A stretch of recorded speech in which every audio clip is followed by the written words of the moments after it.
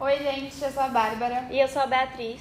Nós somos alunas da Universidade em Morumbi, estamos cursando o segundo semestre de Biomedicina. Estamos aqui com a Isabela Valone, Isabela Salles e Gustavo César. Oi. O tema do nosso podcast vai ser vacina e a gente separou alguns pontos importantes que vamos discutir. Bom, vocês poderiam me contar um pouco o que são as vacinas e quais são as suas funções? Então, as vacinas, elas são substâncias, né, são fármacos, que eles são produzidos para o nosso próprio corpo criar uma resposta contra algumas doenças. Às vezes essa resposta pode vir em forma de contrair essa doença de um jeito mais brando, tipo, mais tranquilo, ou às vezes até uma não contração dessa doença. Sim. Elas são responsáveis por essa ativação mesmo do nosso sistema imunológico, e o nosso corpo ele cria uma espécie de memória contra defesa, né? isso, Uma barreira. contra essa doença. Então, por exemplo, vai ser inoculado um fragmento de um patógeno específico em alguém. Esse patógeno não pode causar doença na gente, né? Não. Normalmente ele está ou ser inativado ou enfraquecido. Isso a gente entendi. vai explicar um pouquinho mais pra frente, mas é basicamente isso. E aí o nosso corpo vai entrar em contato com esse patógeno, e aí ele vai entender como ele vai funcionar para combater aquilo. E aí o nosso corpo vai criar essa memória de como eu faço para combater aquilo, sabe? Entendi. E aí é basicamente isso. Quando a gente entra em contato de novo com esse mesmo patógeno, a gente já sabe como o nosso corpo tem que funcionar para proteger, combater é. aquilo ali. Entendi. Isso basicamente funciona como um imunizante, né? Foi como a Beli falou. Então, ele meio que vai dar as armas de defesa para o seu corpo saber como se defender, entendeu?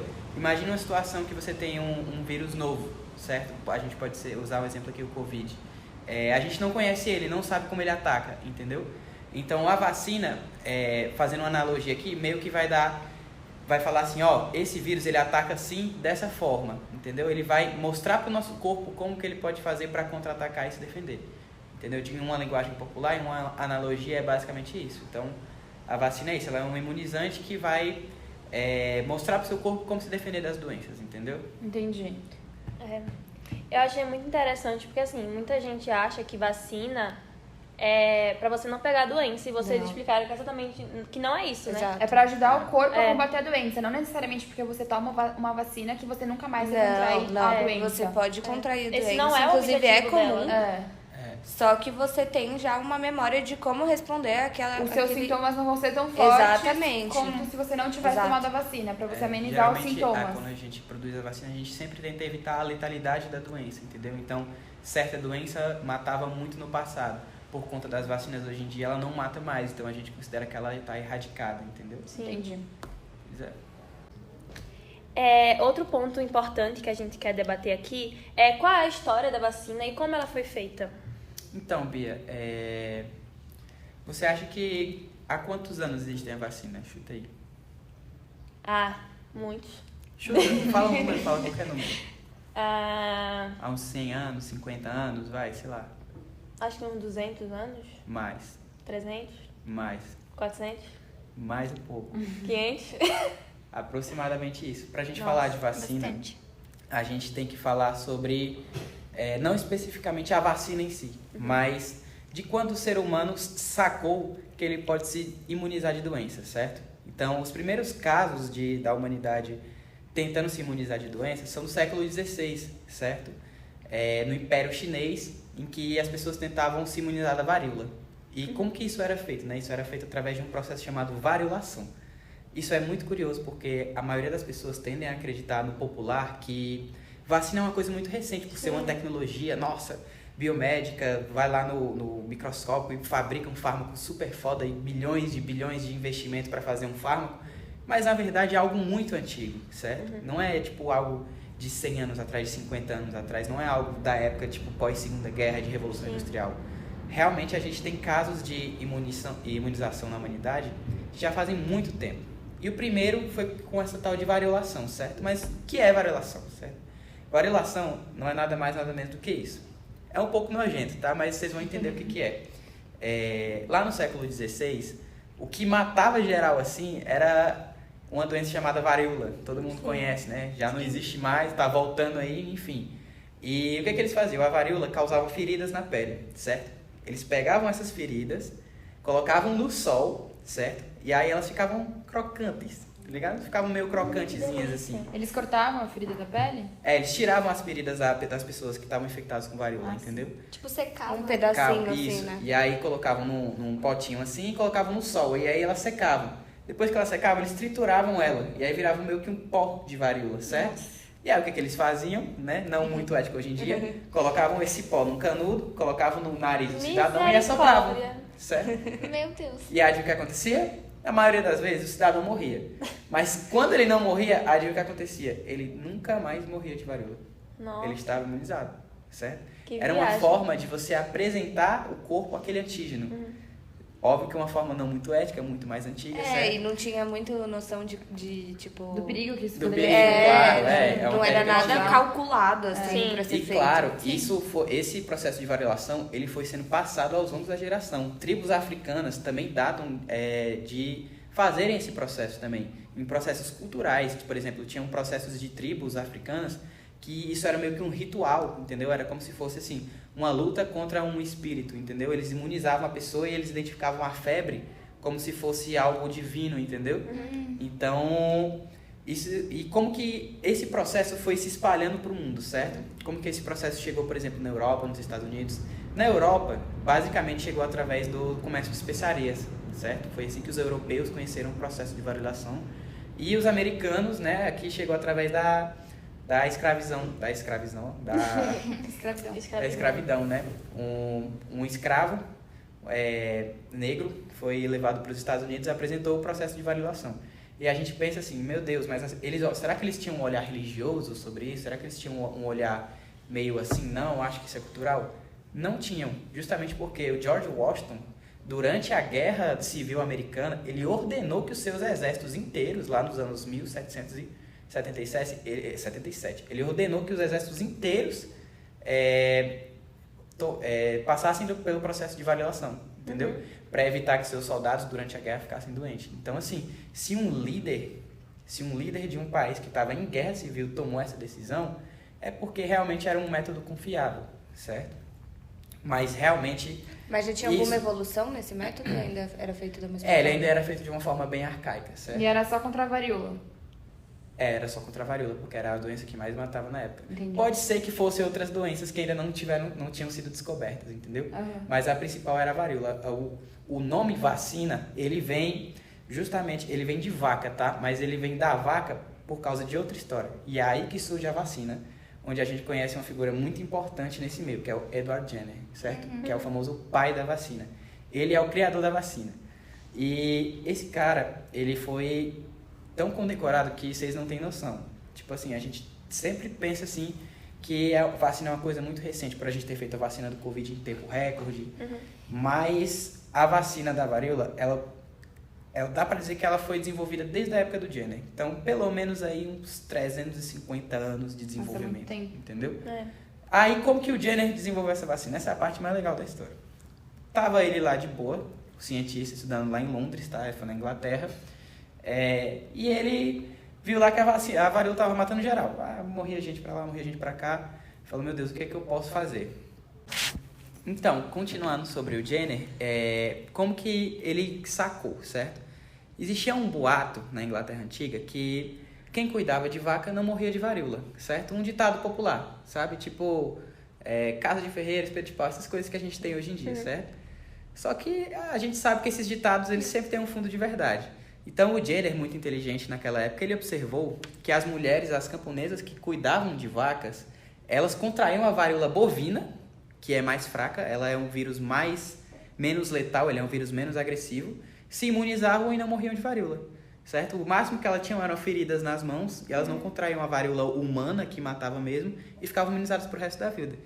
E ele tinha certeza absoluta que uma coisa tinha a ver com a outra. Então, ele, sabiamente esperto, o que ele fez? Ele observou ali naquela fazenda dele ali, né? Quem é que tava mais dando trabalho aqui para eu fazer um teste? E aí a moça, a mulher, que a vida dela já é difícil hoje em dia, certo, meninas? Já é difícil hoje em dia para vocês. Pois é. Imagine naquela época, a mulher tinha que trabalhar que só, entendeu? Tinha que cuidar de menino, e esse menino fazendo danação, falou que, rapaz, vai ser você mesmo. O que o Jenner fez? Pegou as feridinhas da mão de uma camponesa, certo? Fez o apunhado de variolação lá, e falou, menino, vem aqui. E simplesmente inoculou varíola no menino. Vocês estão entendendo? Ele colocou uma doença mortal no menino. Falou, se morrer tudo bem, é o menino, tá dando trabalho, entendeu? O que aconteceu? O menino teve febre, certo? Contraiu a varíola bovina, teve uns dias de febre, um dia de enfraquecimento, mas se curou, certo? Depois, o que ele fez? Ele pegou o mesmo experimento, só que dessa vez com a varíola humana. Ele pegou as feridas de gente que tinha varíola humana e inoculou no menino de novo. E adivinha, o menino não sentiu nada. Ele não sentiu nada. Porque já estava imunizado, né? Exatamente. E nessa altura todo mundo já tava, meu Deus, o que aconteceu? Isso é bruxaria e é não sei o quê. Só que o Jenner, ele era muito científico. Ele era um cara muito esperto e ele acreditava fielmente no estudo dele. Então ele realizou esse teste com mais 21 pessoas e dentre essas 21 pessoas, uma era filho dele. Ele fez esse processo no próprio filho, de tanta certeza que ele tinha que ia dar certo, entendeu? E ia dar certo, e deu certo? Ele mostrou para o rei na Inglaterra que esse processo funcionava. E, para vocês terem noção, as consequências disso foram tão grandes que quando começou as guerras napoleônicas, o próprio Napoleão condecorou o Edward Jenner. Por quê?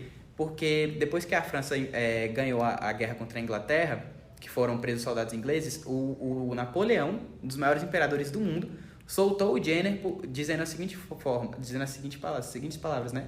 Como eu poderia fazer um mal para um dos maiores benfeitores da humanidade, certo? Então, basicamente, essa é a história da vacina. Depois daí... E vacina sim vem de vaca, entendeu? Por causa da varíola bovina.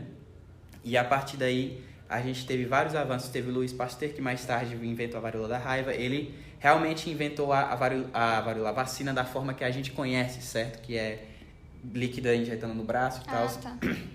De outras doenças. Com o vírus um pouco mais brando, né? Atenuado. Isso, ou então com subpartículas. Assim. Entendi. Entendeu? Com vírus atenuado é porque essa é a mais arcaica, certo? Isso já tem a ver com a forma como a vacina era feita. Tipo assim, como que a gente faz para atenuar o vírus, certo? Você vai passando de pessoa para pessoa, você vai colocando em um ciclo biológico diferente. Em cada ciclo biológico diferente, esse vírus tem uma patogenicidade menor. Então, o Louis Pasteur sacou isso e ele começou ele foi o pai da vacina moderna, certo? Entendi. Já o Edward Jenner, ele é o pai da vacina geral, assim, entendeu? Então, basicamente, essa é a história da vacina, certo? Dentre todos esses anos, tiveram vários momentos históricos por conta da vacina. A gente teve revolta da vacina. Sim. A gente teve um momento em que Estados Unidos e União Soviética, certo? As duas potências que mais se odiavam no mundo, os dois pararam de guerrear para poder se juntar em nome da ciência para erradicar a varíola, criar a vacina e apoiar campanhas de vacinação mundial, certo? Porque houve uma época no período da história que campanhas de vacinação se tornaram políticas de prestígio, certo? Então, assim, dá para dizer que hoje em dia é muito importante a gente discutir esse tema justamente porque não é de agora que vacina se tornou popular, certo? Já é uma longa história. Vacina não é uma coisa de hoje em dia, é uma coisa que já acontece há muitos anos e é uma coisa comprovada cientificamente, certo? Nações já pararam guerras para poder incentivarem campanhas de vacinação, certo? Então, essa é um pouco da história da vacina e o que a gente tem para falar aqui hoje. Nossa, eu não imaginava. Pois realmente muito tempo. Sim. Então, é chocante, assim, como foi feito, né? E isso traz outra discussão, né? A importância de falar sobre isso hoje. Pois é. Mostrar para as pessoas a história da vacina, não é algo recente. Exatamente. Justamente por isso eu acho importante a gente falar um pouco agora. Por que algo que foi criado há tanto tempo atrás, há mais de 500 anos, é importante a gente continuar discutindo hoje, né? A vacina ela é importante a gente discutir não só no momento atual. Eu acho que agora está muito em alta, realmente. A pandemia do Covid trouxe isso à tona, tipo, bizarramente. Mas é um assunto de saúde pública. Então, é um assunto que, sim, a gente tem que discutir muito, a gente tem que buscar informação. Não só por nós, mas por todos. Foi uma discussão muito, muito recorrente durante a pandemia, que quando a gente está se vacinando, a gente não protege só a nós mesmos, a gente está protegendo a sociedade inteira, as pessoas que não podem se vacinar. A gente está criando uma imunização de rebanho de uma forma correta, que não é, enfim, do jeito que a gente viu algumas pessoas comentarem. Então, eu acho que tem essa importância individual do indivíduo em si, da sociedade. Do coletivo, né? E até uma importância econômica, que não é uma coisa muito falada. A gente precisa entender que isso é, obviamente, com certeza. lógico. Por exemplo, uma coisa que eu não falei, mas para ficar claro aqui, Sim. depois que o Jenner fez a primeira vacina de varíola, foi mais ou menos nos anos 1753. Vocês podem notar em todos os gráficos do mundo, a economia da Inglaterra e a expectativa de vida disparou. Exato. As pessoas passaram a viver Isso muito mais, ajuda a gente a ter uma expectativa de vida maior. Isso Sim. ajuda economicamente um país. E não só isso, mas menos pessoas doentes. Então, se a gente tem uma menos epidemia, gastos, a gente não vai ter... Poxa, a taxa de gente doente depois da vacinação do Covid caiu muito. Então, tipo assim, isso foi uma coisa que a gente viu. Muitas pessoas tendo que ficar em casa, não podendo trabalhar. Isso ajuda economicamente um país, ajuda o indivíduo, ajuda a sociedade, ajuda num modo muito geral. Então, é um assunto que, assim, a gente tem que trazer à tona sempre que der. E uma coisa que tá bem recorrente nos jornais agora também, se fala muito sobre o retorno de vacinas que estavam erradicadas até então. Sim. Sarampo é um caso desses, que a cobertura vacinal caiu tanto que os casos aumentaram absurdamente. Eu trouxe uns dados aqui, que como consequência dessa diminuição das vacinas, no início do ano de 2022, nos primeiros meses, houveram 17 mil casos de sarampo, em comparação a 9 mil casos registrados no mesmo período em 2021. Então, assim, o número de casos registrados de sarampo praticamente dobrou em questão de um ano, por conta da diminuição da cobertura vacinal, das pessoas se vacinando. E também se fala muito agora sobre a poliomielite, né? Que a cobertura vacinal está diminuindo muito, e aí por isso uma doença que está erradicada, acho que desde 1994, corre risco de voltar a circular agora por conta da falta das pessoas se vacinarem. As pessoas acham que só porque a doença não existe mais, a doença está erradicada, que a gente não precisa se vacinar, mas na verdade não é isso, né? Muito pelo contrário, a gente tem que continuar se vacinando para a doença não voltar em circulação. Exato. Eu acho que entra não só numa questão de falta de informação, mas uma falta de informação de qualidade. Informação a gente tem em excesso. Sim. Tem muita informação em qualquer lugar. Mas tem que saber procurar, tem que saber validar a sua informação e falar, não, aqui eu posso confiar. Sites confiáveis, Exato. pessoas confiáveis, informações Então, confiáveis. assim, por isso que eu acho importante a gente tá falando agora sobre isso de uma forma mais abrangente, exato. Porque não é um assunto que a gente tem tanta informação de qualidade, mas de acesso fácil. É de um acesso mais difícil e de uma linguagem mais difícil, então isso complica muito também. É até legal se pensar assim e falar por que a vacina se tornou um tema tão polêmico, certo? Se tornou um tema tão recorrente. Eu acho muito, a minha opinião, que também é por uma questão que, devido ao Covid-19 e à rápida produção da vacina, certo? Então a gente tem na linguagem popular, acho que pelo menos a maioria das pessoas, todo mundo já ouviu falar que a vacina demora mais ou menos 10 anos para ser produzida, certo? Sim. Todo mundo já ouviu falar isso. Então, chega o Covid, fecha tudo, todo mundo dentro de casa, e do nada, em 2, 3 meses, tem uma vacina, certo? Então, as pessoas se assustam um pouco, certo? Mas, para mim, o problema não é nem esse. Eu acho que a polaridade, certo? A forma impositória que você fala para a pessoa. Então, por exemplo, existem pessoas que não podem tomar vacina, certo? Existem pessoas que estão passando por tratamentos quimioterápicos, certo? Imunossuprimidos. Elas realmente, essas pessoas, têm algumas vacinas que elas não podem tomar, porque elas realmente têm um sistema imune que está mais fraco, certo? Então, às vezes chega a pessoa que está muito à flor da pele e fala, você tem que tomar vacina, você tem que tomar, você tem que tomar. Impondo algo, né? E aí a pessoa vai e toma e acaba ficando muito doente, contraindo a doença de maneira grave. E isso dá um burburinho, isso gera um conflito gigante, muito grande, entendeu? Gera uma polarização. Então, é até por isso, essa forma impositória que a gente trata o assunto, ela é agressiva pra gente realmente informar as pessoas, entendeu? Tanto que uma das consequências disso foi os movimentos que cresceram absurdamente agora, os movimentos anti-vacina, né? Sim. O que mais explica esses movimentos é justamente isso, essa forma impositória que acaba distorcendo a informação de qualidade, entendeu? Eu só queria acrescentar uma coisa que você comentou sobre o tempo da vacina, que muita gente fala que é de 10 anos, e que muita gente não confiou na vacina popular, assim, né? no Covid, porque foi feito rápido, mas o que muita gente não sabe é que o coronavírus estava sendo estudado desde 2003, Isso. com a síndrome aguda grave. Então, tipo, estava estudando desde muito tempo. Então, tipo, não ficou pronta rápido à toa, né? As pessoas tendem a achar que a gente veio conhecer o Covid agora. E não, a medicina, a ciência conhece o Covid há muitos anos. O vírus SARS-CoV, ele foi detectado pela primeira vez, se não me engano, em 2003. Foi, 2003. Entendeu? Sim. Então, assim, não é algo, meu Deus, a gente do nada fez uma mágica. Não é teoria da conspiração. A China criou o Covid e agora eles têm a vacina, entendeu? Não. A gente já conhecia esse vírus e os principais cientistas, eles sabiam que uma hora não ia dar... Isso ia explodir. Exatamente, pois é. A gente até viu um pedaço de um documentário na aula de MAD, que mostra que os cientistas já previam que ia ter outra pandemia envolvendo coronavírus. Exatamente. Em 2019 foi lançado esse documentário, sabe? Então é surreal que ele já... E logo depois aconteceu. Pois é. Vocês tinham comentado sobre os movimentos anti-vacina e eu acho bom a gente retomar nesse assunto. Por que eles existem, sabe? Por que eles ainda estão crescendo? Sim. Então, o movimento anti-vacina nada mais é o quê?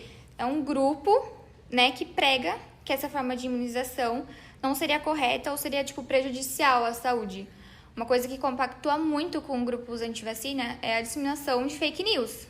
Sim. Que é algo que, você pode pegar na internet, você pode ver um monte de coisa que é mentira e simplesmente porque tá lá na internet você pode acreditar.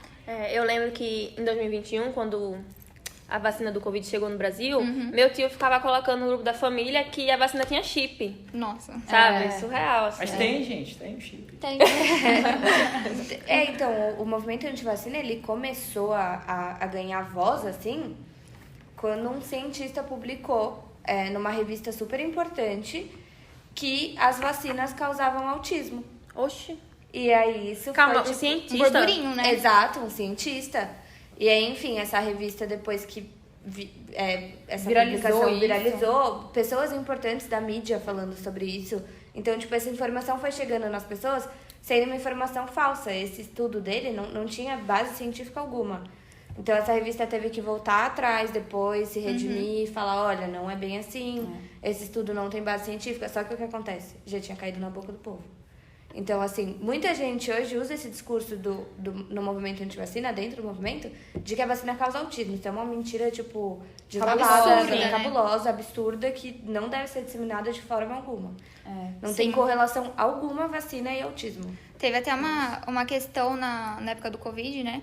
Que, publicaram no Instagram dizendo que a vacina do Butantan era desenvolvida a partir de células-tronco de fetos. E aí o Butantan teve que fazer, toda uma matéria explicando que não, que eles usavam vírus inativados, porque isso virou um burburinho na época. Todo mundo, não vou tomar vacina de feto. Sendo que isso é uma mentira, é óbvio. E parece que as informações falsas percorrem se mais propagam mais, né? que as verdadeiras. É porque elas são bem sensacionalistas, né? Causam muito. Chama muita atenção e aí as pessoas vão compartilhando sem ver de onde tá vindo, se realmente é verdade, e aí vai chegando em todo mundo. Depois pra desmentir, é muito difícil. E é tudo que uma pessoa antivacina precisa pra falar, aí ó, tá vendo? Avisei. Exato. Não vamos tomar por causa disso. E acho que voltando um pouco, pegando o gancho do porquê é importante falar sobre a vacina, eu acho que isso é um dos casos. A gente precisa combater essas fake news, a gente precisa combater esses grupos anti-vacina que falam coisas que não têm embasamento científico algum, que não tem comprovação científica alguma, entendeu? Então, ter esses debates, ter essas conversas, eu acho que é fundamental pra isso também. Sim. E tem um outro lance que eles sempre usam a margem de erro, certo? Então, a gente que está no meio da saúde, a gente está no meio da ciência, a gente sabe que não é matemática, nem tudo é exato, certo? Sempre existe uma margem de erro. Nada existe 100% perfeito, nada funciona 100%. Então, eles sempre vão pegar o caso de uma pessoa que não poderia ter tomado a vacina imunossuprimida, certo? Para falar, olha ali, ó, aquela pessoa teve reações graves, logo a vacina mata, logo não vai funcionar de jeito nenhum. Qualquer brecha possível eles já pegam, mesmo que existam 1000 fatores que podem ter causado aquela doença naquela pessoa, mas eles pegam a vacina pra Às Agora, vezes no nem Covid, a procura, gente viu tipo, muito. entender o que aconteceu com a Exato. pessoa, por que pois que ela é. teve essa reação e simplesmente acha que aquilo é uma verdade absoluta, né? Uma É. coisa que eu vi acontecer muito agora na pandemia do Covid, a gente tá lidando com um vírus que a gente não conhece, né? Então, assim, as pessoas contraíram o Covid e a gente não sabe o que isso causa a longo prazo. Sim. Então, as pessoas colocando culpa de coisas que elas não sabem se são consequências de ter contraído o Covid na vacina. Então, Sim, assim, tem que tomar muito cuidado com esse tipo de coisa. São coisas que só podem ser faladas com um embasamento científico. Então, assim, se você não tem certeza do que você tá falando, É melhor você não falar. não fala. Guarda pra você, estuda. Procura, vê se aquilo é realmente exatamente. certo. Então, assim, são coisas muito importantes, porque esses movimentos, eles causam isso, a volta de doenças como a poliomielite, que estava erradicada. E Sim. aí, Exatamente. a gente faz o quê? Decai cada vez mais. Com certeza. E é fogo, porque assim, a gente como estudante da área de saúde, eu sinto que às vezes a gente não tem credibilidade. Não, Sabe? tem Às voz vezes eu alguma. falo com meu parente, ele acredita mais, tipo, na corrente do WhatsApp Sim. Sim, do com que eu que certeza. tô estudando sobre e falo, sabe? Então, assim, é muito difícil a gente abrir a mente dessas pessoas, Muito. sabe?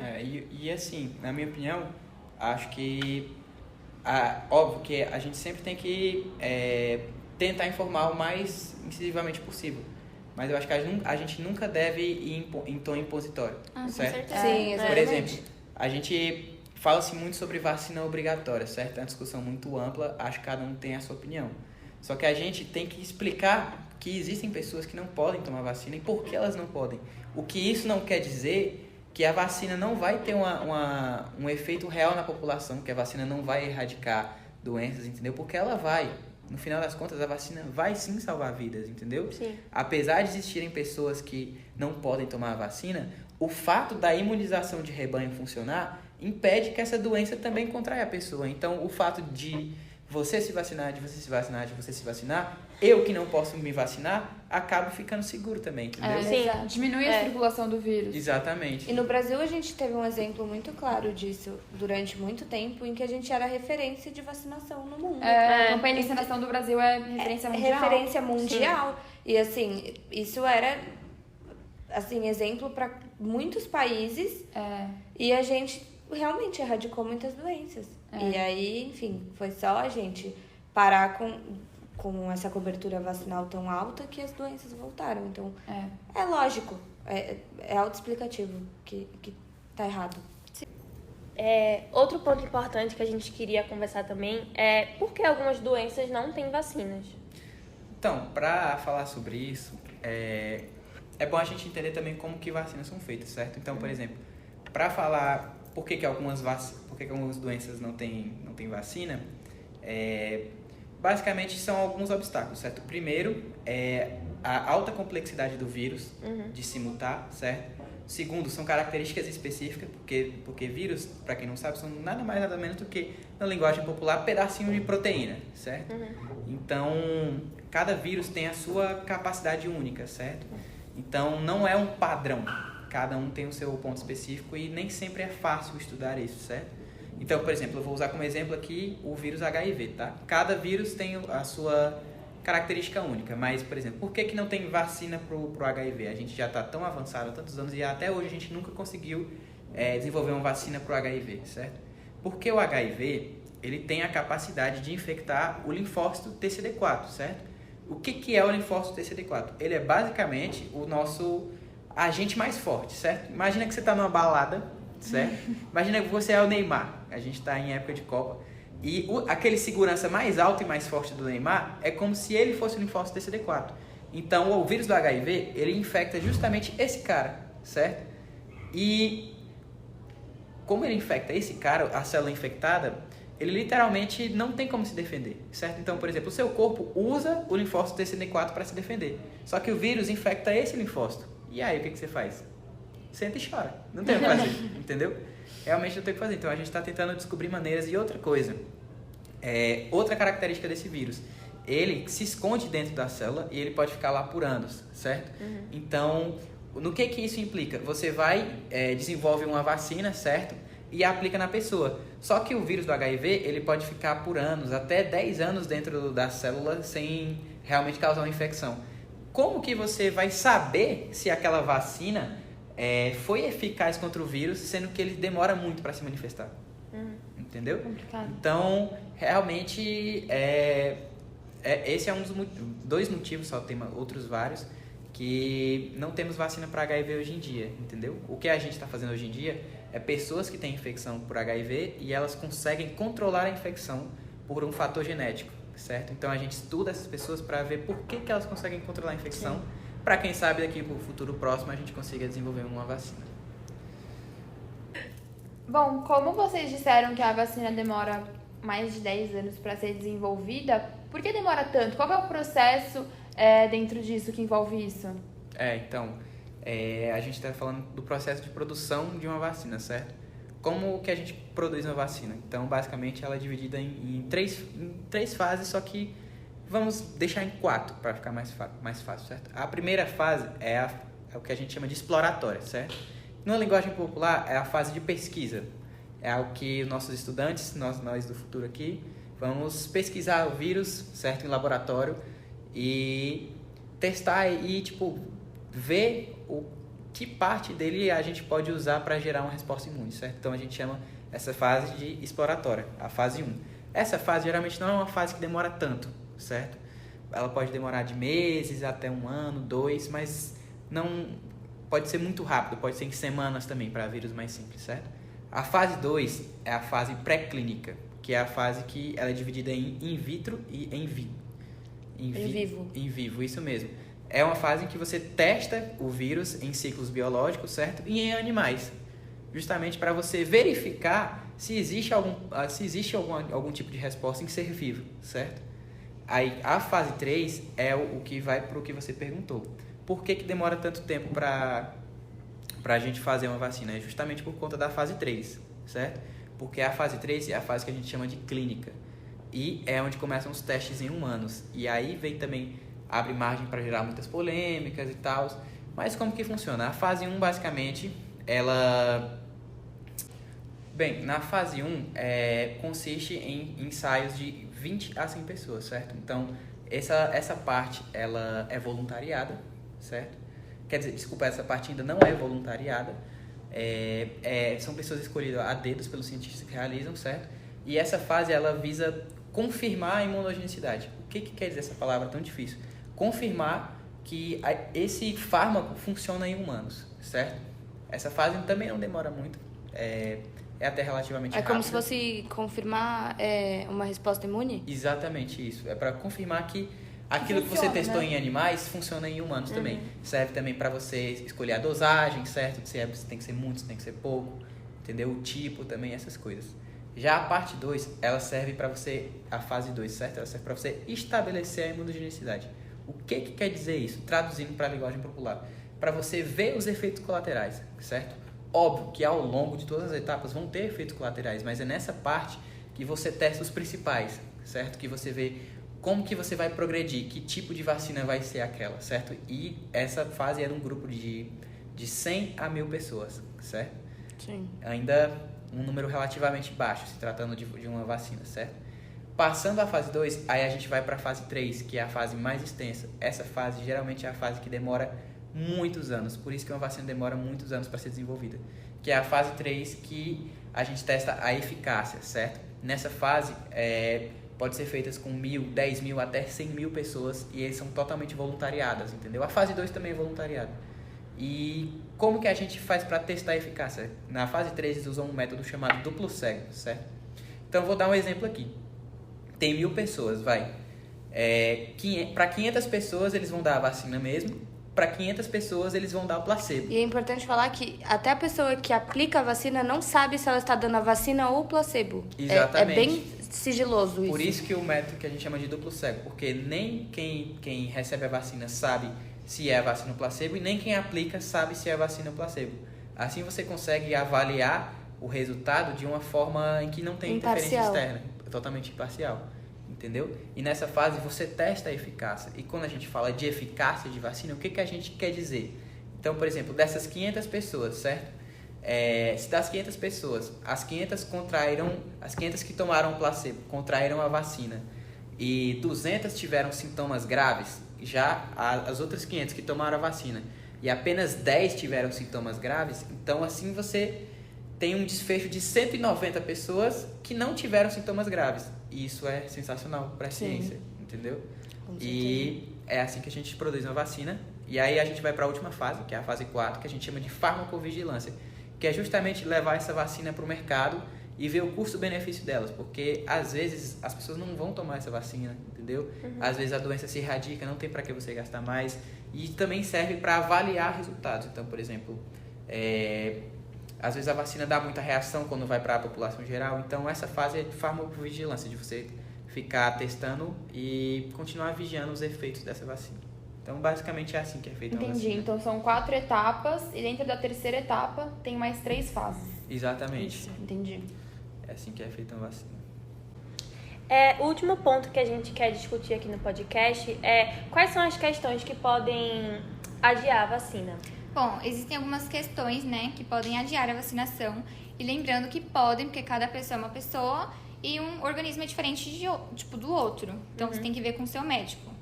Uma questão é em relação à gravidez, né? O exemplo da vacina é da HPV, que não é recomendado que grávidas tomem HPV nesse período, justamente porque elas estão mais enfraquecidas, estão mais sensíveis. Frágeis. Sim, com certeza.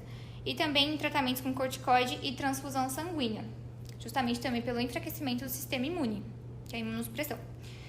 E também quando uma pessoa está com alguma doença que causa febre, alguma gripe, porque ela pode associar isso a um efeito da vacina, um efeito, reverso. Pode associar que... Psicológico, né? sim. Por exemplo, você tá com febre, ela fala, eu tomei vacina hoje, com certeza é efeito da vacina. Mas não, ela poderia já estar gripada. Algum efeito assim. Tem algumas questões, por exemplo, alguns tipos de câncer, como por exemplo a leucemia, certo? Durante o tratamento da leucemia, o quimioterápico que você usa para tratar, ele enfraquece o sistema imune, que já é enfraquecido pela própria leucemia. Sim, então também é, por exemplo, algumas pessoas que têm alguns tipos de doença crônica também não podem tomar, certo? Então é isso. Então foi esse podcast, gente. Eu espero muito que vocês tenham gostado e que essa conversa tenha contribuído para o seu conhecimento sobre vacina. Obrigada. Tchau. Tchau.